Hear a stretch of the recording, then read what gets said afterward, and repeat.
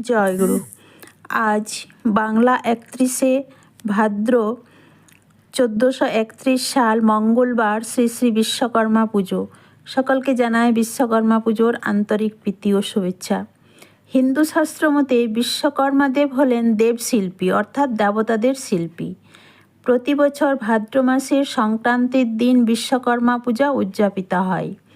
দেবগুরু বৃহস্পতির ভগিনী যোগসিদ্ধা ও অষ্টম বসু প্রভাসের পুত্র হলেন দেবশিল্পী বিশ্বকর্মা।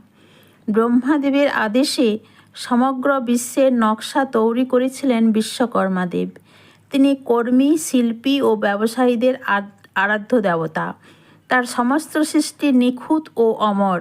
শিল্পীগণ বিশ্বকর্মা পুজোর মাধ্যমে নিজ নিজ শিল্পে পারদর্শিতা অর্জন করেন।